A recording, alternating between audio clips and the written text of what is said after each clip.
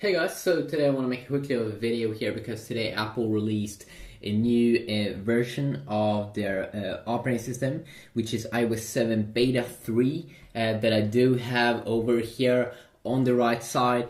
And then of course I do have my Samsung Galaxy S4 over here with the Google Edition firmware install that you can install on if you do have the Galaxy S4. Not the octa-core edition, but the other one, which is the GTI 9505. You can install this firmware. It was a little bit tricky for me to get it running. I had some problems in the beginning, but right now it seems to be working. So that's pretty awesome. It's like the clean version of Android, which you do get here from Google. You see here it's extremely snappy, good speed and all that. How does it stack up against the latest beta here of iOS 7? So let's move on and check on the new beta 3 updates. So the first thing of course is the status bar here. Like when we are on the lock screen, this bar up here gets a little bit bigger, so you can notice the size here right now. And then we go up here, it's a little bit bigger in size, and you will see that it will shrink a little bit right now. There we go. It shrinks, or it does shrink a little bit. Other updates are that it's more transparent with apps, with folders actually. We have a new icon in here. We do have some new fonts in here, and overall across the system you have some small UI tweaks in apps like weather app, etc. and etc. So let's move on, and you can see now in calendar if you do have something. Let's go to this. Oh, that was a crash, I think. Of course this is beta, so it can crash. You will now see a little bit of a dot in the new beta 3 when you have schedule a new event on a specific date. So you can see I have something over here. I didn't see that in earlier version, beta 2 and such. So pretty nice. We also have some other tweaks, like when you're playing music right now when you're on the lock screen. Let's do it. And every time I open up Spotify, it has to load a little bit.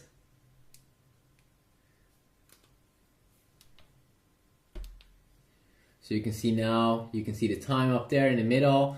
Overall, the beta 3 updates across the system, it's mostly small tweaks, but mostly bug fixes, fixes in AirDrop, AirPlay, iCloud, activation lock. I made a full review actually. Newsstand network, Passbook, Siri voices is a little bit different.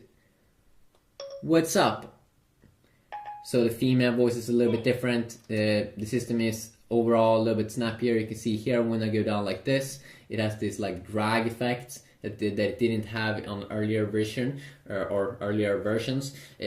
Probably maybe a little bit more transparency here. I'm not really sure. I don't think it's a major update over there, but maybe a tiny one. New app, like when you download apps, you can see a new app loading thing that I've been showing off.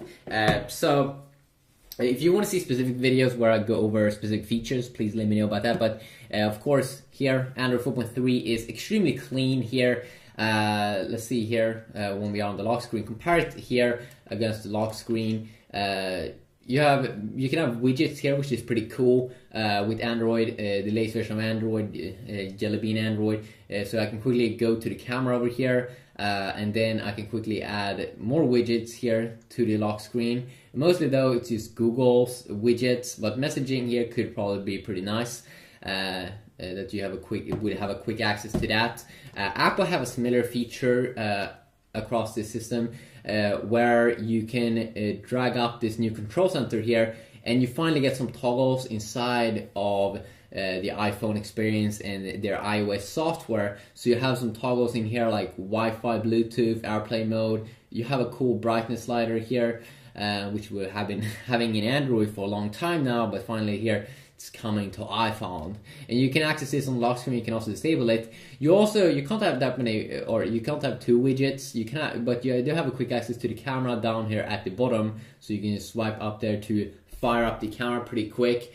overall they kind of work the same. I mean, yeah, you get one extra widget here on the Android 4.3 here, and if you want to access, if you do want to access like a center with toggles and such that you can here on the iPhone, just like that, you have to do 2 fingers and it will drag down here, and we get some toggles here that's very similar here, all the toggles that we do get on the iPhone, like brightness. We do have a Wi-Fi, Bluetooth, airplane mode, but then you also have emergency calls, and you can also see the battery, and you have a quick access here to settings, which is definitely very nice. But overall, they are kind of similar there. Of course, they look a little bit different here. You can have both on both these 2 devices. You can have live wallpapers, and of course, with Android, you can customize the interface a lot just by downloading more apps. Of course, here you can also see pretty cool here that you always have a quick access to the search widget up there at the top. It doesn't really matter what page I'm on, and that's the cool thing with, of course, Android, that you can have these cool widgets. You can download a ton of widgets. It makes your phone go a little bit more alive. You can see these bubbles over here. I can also fire on some bubbles here that we do get in the beta 3 and beta 2. On the iPhone here, you do get 2, which is also, they call it dynamic, but they also use bubbles. I'm not sure why everyone is using like bubbles. What is the thing with these like bubbles? It feels like they're kind of, someone is copying each other here. But very similar here. It's just like different colors, but overall they are pretty much the same over that, and that's pretty fun. And as I said, if you want to have widgets here, you can just quickly add that. Where Apple still want to have those apps, you can't have any widgets. And if you would swipe down, which I haven't done right now, this is basically their area where they focus on the calendar, and then also there's stocks, if you're that much interested in that. And then also you have an all page here where you see all your notifications that you can clear off, and the missed stuff page. And it's very nice how they made here in iOS 7 that you have this kind of cool transparent effect here, which makes it look extremely nice.